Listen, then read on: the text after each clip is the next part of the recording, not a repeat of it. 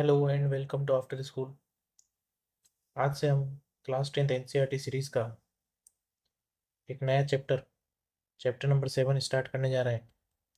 Chapter 7 जिसका नाम है कोऑर्डिनेट ज्योमेट्री।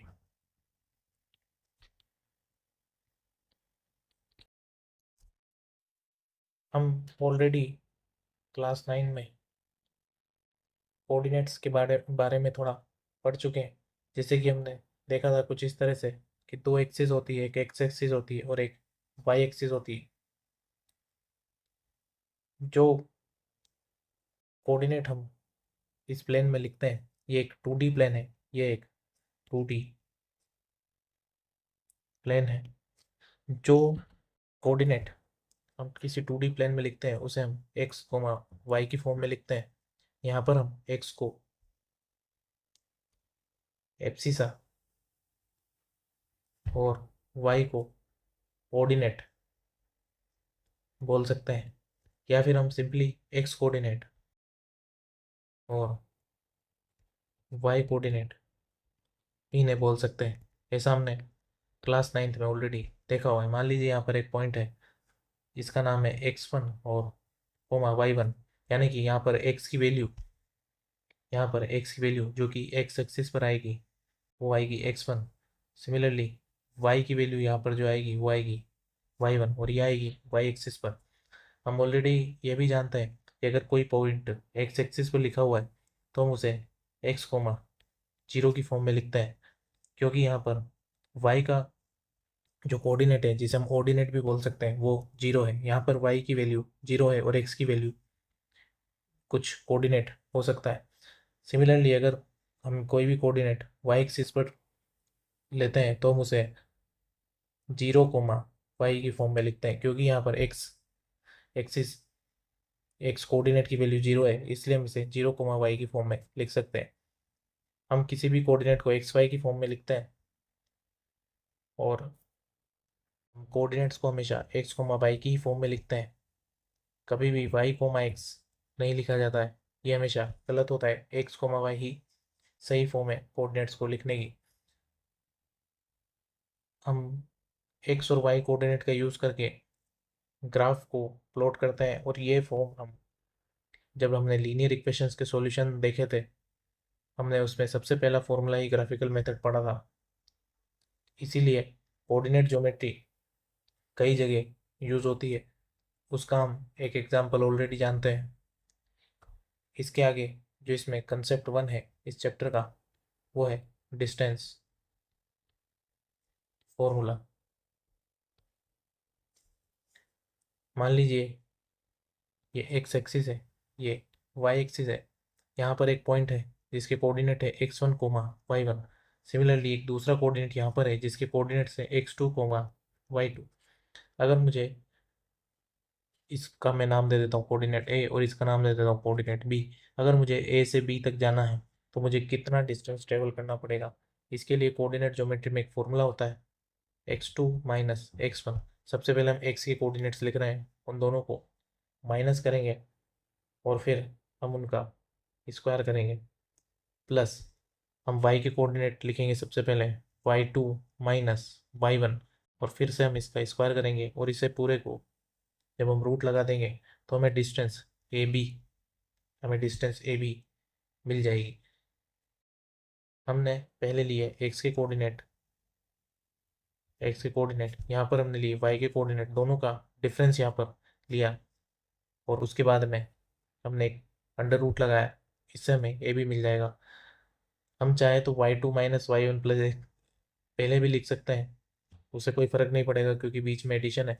लेकिन फॉर्मूला याद रहे इसके लिए सबसे पहले एक्स के कोऑर्डिनेट्स का डिफरेंस और फिर वाई के कोऑर्डिनेट्स का डिफरेंस लिखा जाता है। और यहाँ पर x1 - x2 का होल स्क्वायर भी लिखा जा सकता है। सिमिलरली y1 - y2 का होल स्क्वायर भी लिखा जा सकता है, उससे कोई फर्क नहीं पड़ेगा क्योंकि यहाँ पर ये पूरी टर्म स्क्वायर हो रही है और स्क्वायर होने से ये ऑलवेज पॉजिटिव रहेगी। सिमिलरली ये भी ऑलवेज पॉजिटिव रहेगा, तो इससे कोई फर्क नहीं पड़ता है। लेकिन फिर भी हम हमारी सॉल्यूशन को इजी रखने के लिए बड़े कोऑर्डिनेट्स में से छोटा कोऑर्डिनेट माइनस करते हैं। अगर यही डिस्टेंस मुझे ओरिजिन से निकालनी हो, मान लीजिए मुझे एक ही डिस्टेंस ओरिजिन ओरिजिन जिसे 0,0 से डिस्क्राइब किया जाता है और मैं इसे नाम दे देता हूँ ओ। अगर मुझे डिस्टेंस ओ ए निकालनी है, यानी कि मुझे यहाँ से ओ से ए तक जाना है, तो इस डिस्टेंस को किस तरह से निकाला जाएगा? मैं इसी फॉर्मूले में, एक कोऑर्डिनेट मेरा x1 है और एक कोऑर्डिनेट मेरा 0 है, यानी कि 0 माइनस x1 का स्क्वायर प्लस 0 माइनस y1 का स्क्वायर माइनस x1 का स्क्वायर इज x1 का square plus 0 minus y1 is y1 का स्क्वायर। यानी कि मुझे ओ ए अगर किसी भी कोऑर्डिनेट की डिस्टेंस ओरिजिन से निकालनी है, तो मैं डायरेक्ट जिस कोऑर्डिनेट की डिस्टेंस मुझे निकालनी है उसके एक्स कोऑर्डिनेट का स्क्वायर प्लस वाई कोऑर्डिनेट का स्क्वायर करके अंडर रूट लगा दूंगा तो मुझे डिस्टेंस मिल जाएगी। इसीलिए मैं इसे एक सिंपल फॉर्म में x square plus Y square की फॉर्म में भी लिख सकता हूँ। इतना सीखने के बाद में हम एनसीईआरटी बुक का एग्जाम्पल नंबर 1 कर सकते हैं।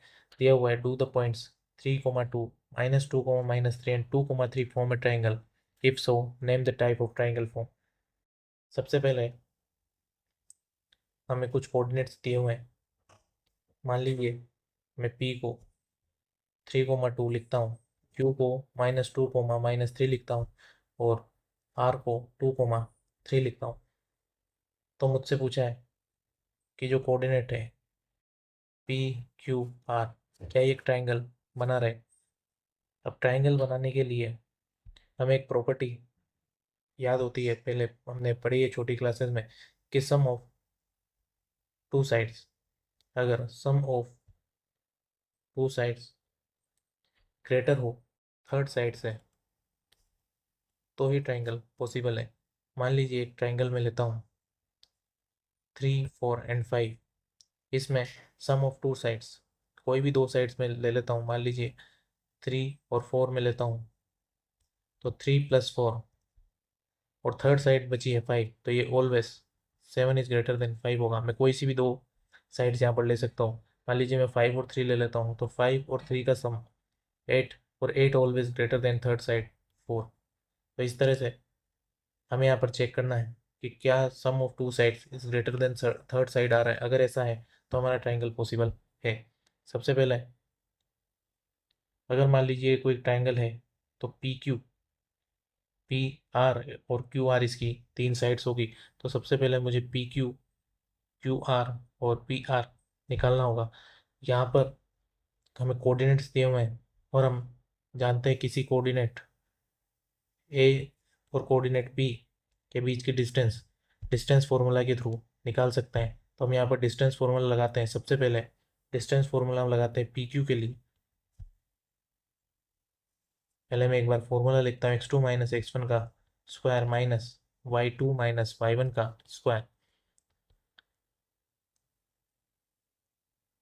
p और q को हमने इस तरह से लिखा है यहाँ पर -2, -3, x2 और y2 अगर मैं मानूँ, और x1 और y1 में 3,2 को मानूँ, तो मैं यहाँ पर लिख सकता हूँ x2 मीन्स -2 माइनस x1 3 का होल स्क्वायर प्लस y2 है -3 -1 माइनस y1 यानी कि 2 को मैंने सब्ट्रैक्ट किया, -2 और -3 बनेगा -5।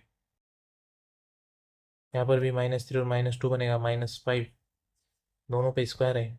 5 square -5 square is +25, -5 square is +25 under root, यानी कि ये बनेगा अंडर रूट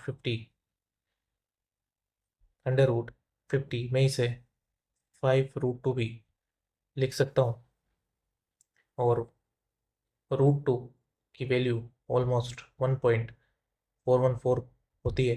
तो अगर मैं 5 इंटू 1.414 करूँ तो अप्रोक्सीमेट में निकालता हूँ, 5 1 5, 5 4 20 की 0, और 5 1 5 और 2 7, यानी कि ये ऑलमोस्ट है। ये मैंने यहाँ पर अप्रोक्सीमेशन लगाया है। सिमिलरली मैं क्यू आर में निकालता हूँ। क्यू आर के लिए मेरे पास कोऑर्डिनेट दिए हुए हैं। अब मैं लिखता हूँ, यानी कि 2 माइनस ऑफ -2 का whole square plus 3 minus of -3 का होल स्क्वायर। सोल्व करते हैं हम। Under root as it is, -2 के आगे एक और माइनस लगा, यानी कि +2 हो जाएगा, 4 का स्क्वायर। यहाँ पर -3 के आगे माइनस लगा, यानी कि +3 हो जाएगा, यानी कि 3 + 3 इज 9 का स्क्वायर। इसे मैं 4 स्क्वायर इज 16, 9 स्क्वायर इज,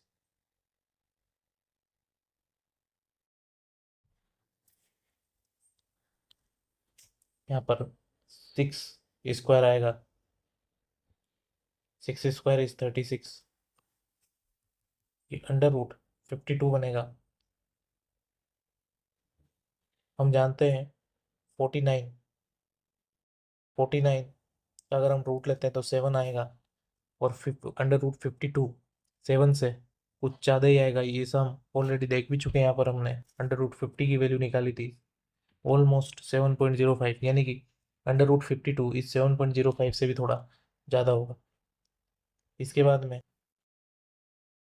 तीसरा जो डिस्टेंस फॉर्मूला लगेगा वो लगेगा पी और आर के बीच में।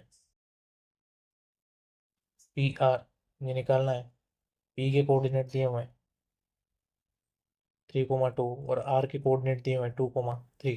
डिस्टेंस फॉर्मूला लगाते हैं, 3 माइनस 2 का होल स्क्वायर प्लस 2 माइनस 3 का होल स्क्वायर, 1 स्क्वायर प्लस -1 का whole square is 1 square,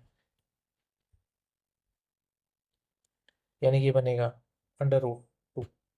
under root 2 already हम देख चुके हैं, 1.414 समथिंग। अब मेरे पास में 3 साइड्स निकल कर आ गई है, पी क्यू,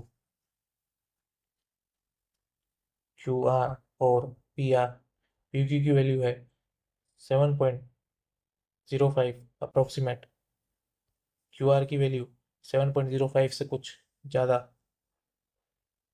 और पी आर की वैल्यू 1.41।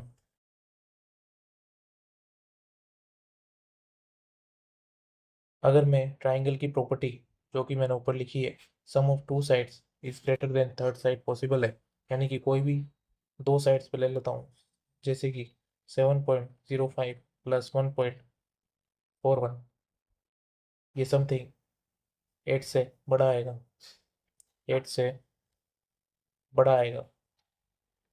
तीसरी साइड मेरी कुछ 7 पॉइंट समथिंग है, यानी कि दो साइड्स का sum is greater than third side, यानी कि ये ट्राइंगल पॉसिबल है, यानी कि triangle P Q R possible triangle है।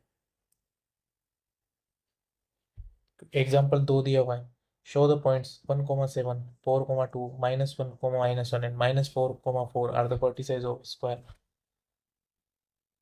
हम स्क्वायर के लिए ये बात जानते हैं कि स्क्वायर की चारों साइड्स इक्वल होती है।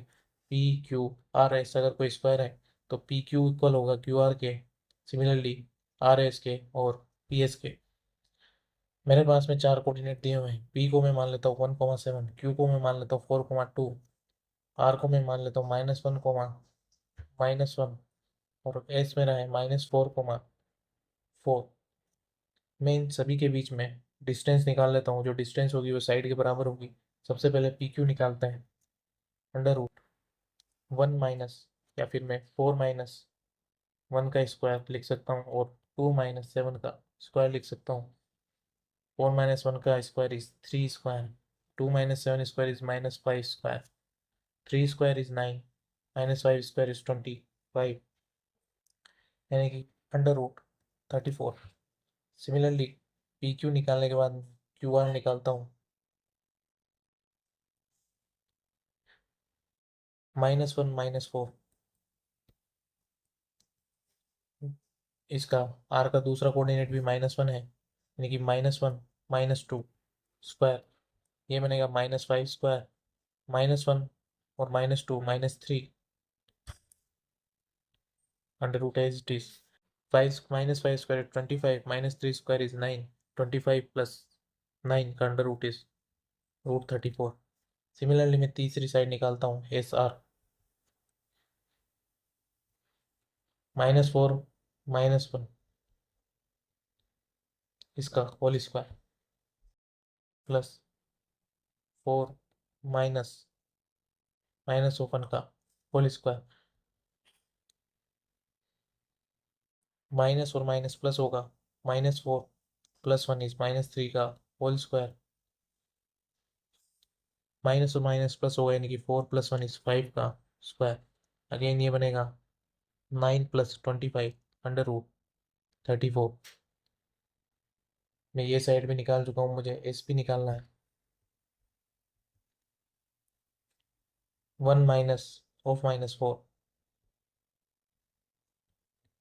का होल स्क्वायर, 7 - 4 का होल स्क्वायर, माइनस और माइनस प्लस होगा, 1 - 4 is 5 square +7 - 4 is 3 square. Again 25 + 9 का अंडर रूट विच इज √34। हम यहाँ पर देख रहे हैं ये जो चारों साइड्स हमने निकाली है उसकी वैल्यू सेम आई है √34, यानी कि ये एक स्क्वायर है और ये जो चार कोऑर्डिनेट्स हमें दिए थे ये उस स्क्वायर के वर्टिसेस हैं। Example number 4, you have a find relation between x and y such that point xy is equidistant from the point 7 1 and 3 5। मान लीजिए एक पॉइंट है x, y, इसे मैं नाम देता हूँ पॉइंट B और इसकी डिस्टेंस पॉइंट A 7 1 और पॉइंट B 3 5 से इक्वल है, यानी कि PA is equal to PB। अगर ऐसा है तो मुझे x और y की वैल्यू निकालनी है। मैं यहाँ पर दो बार डिस्टेंस फॉर्मूला लगाऊंगा, एक बार डिस्टेंस PA निकालने के लिए और एक बार डिस्टेंस PB निकालने के लिए, और दोनों इक्वल है यानी कि मैं दोनों को इक्वल लिख सकता हूँ। x - 7, सबसे पहले PA निकालते हैं, x - 7 का स्क्वायर +y - 1 का स्क्वायर अंडर रूट, ये PA है, मैं इस PA को लिख रहा हूँ PB के इक्वल। PB निकलेगा x - 3 का स्क्वायर +y - 5 का स्क्वायर।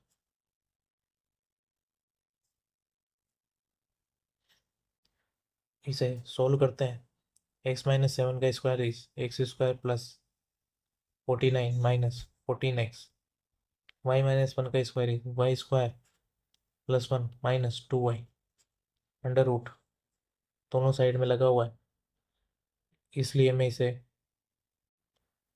हटाने के लिए यहाँ पर पहले स्क्वायरिंग बोथ द साइड्स,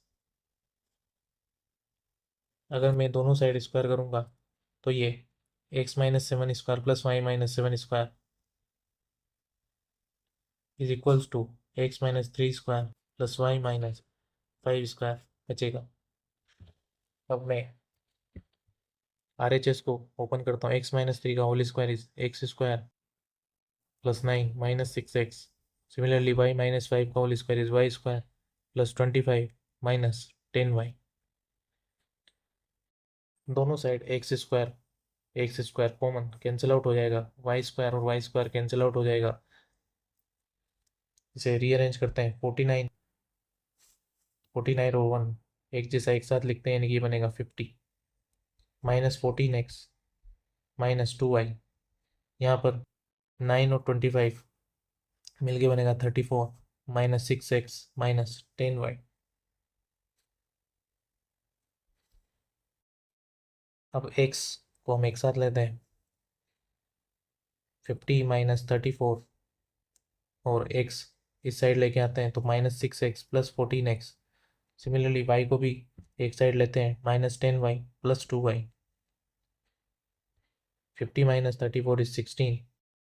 यहाँ पर x को जब हम सोल्व करेंगे तो 14 में से जब 6 जाएगा तो बचेगा 8x प्लस का, और -10 में से जब प्लस का 2y जाएगा तो बचेगा -8y। 8 यहाँ पर कॉमन आ रहा है यानी कि बचेगा 2x - y, 2 is equal to x - y। हमारी equation x - y equals to 2i है। इसका मतलब जो सॉल्यूशन है वो कई सारे हो सकते हैं, जैसे कि जो x, y है इसका हमें डायरेक्ट कोई सॉल्यूशन नहीं मिला क्योंकि हमें एक्स और वाई पता नहीं है। X minus y equals to 2, यानी कि जब मैं इसे कुछ इस तरह से ड्रॉ करता हूँ, ये मान लीजिए वाई एक्सिस है, इधर एक्स एक्सिस है, मुझे कोऑर्डिनेट्स दिए होते हैं 7,1, 7,1, ये ओरिजिन है 0 1 2 3 4 5 6 7 1 2 3 4 5, 7,1 यहाँ पर आएगा, इसका नाम ए है। दूसरा कोऑर्डिनेट मुझे दिया हुआ था 3,5, 3,5, 3,5 यहाँ पर होगा, ये बी है। अब जो लाइन आई है x minus y equals to 2, वो कुछ इस तरह से अगर पास हो रही है और ये है पॉइंट P, x, y, तो इस लाइन की डिस्टेंस यानी कि पॉइंट P की डिस्टेंस B और A से ऑलवेज इक्वल होगी, चाहे वह पॉइंट P यहाँ पर हो, चाहे यहाँ पर हो, चाहे यहाँ पर हो, चाहे यहाँ पर हो, यानी कि P की डिस्टेंस ऑलवेज इक्वल होगी B से और ऑलवेज इक्वल, और वो इक्वल होगी A से, यानी कि PA और PB इस लाइन के लिए ऑलवेज इक्वल आएगा। इसके बाद एग्जांपल नंबर 5 दिया हो, find a point on y axis, sorry y axis which is equidistant from point P, points, find a point on y axis which is equidistant from point A and B। एक इस तरह का point मुझे निकालना है जो कि A और B से इक्विडिस्टेंस हो। इक्विडिस्टेंट के लिए हमने अभी डिस्टेंस फॉर्मूला देखा था। मान लीजिए हमें यहाँ पर पॉइंट निकालना है, दिया वो पॉइंट और वाई एक्सिस, हमें ये पॉइंट निकालना है, मैं इसका नाम P दे देता हूँ। अगर ये वाई एक्सिस पर कोई कोऑर्डिनेट है तो ये 0,y होगा, और दिया हुआ है कि इक्विडिस्टेंस है, मान लीजिए ए यहाँ पर है, तो पी ए इक्वल है पी बी के, पी बी के, यानी कि पी बी इक्वल है पी ए के। हम वापस से डिस्टेंस फॉर्मूला यहाँ पर यूज़ करेंगे। बी के कोऑर्डिनेट है -4,3 और ए के कोऑर्डिनेट है 6,5 और पी के कोऑर्डिनेट है 0,y, क्योंकि ये वाई एक्सिस पर है। डिस्टेंस फॉर्मूले से हम सबसे पहले पी ए निकालते हैं। पी ए 0 - 6 का स्क्वायर प्लस y - 5 का स्क्वायर, और ये इक्वल है पी बी के। तो पी बी यहाँ पर हम निकालते हैं 0 -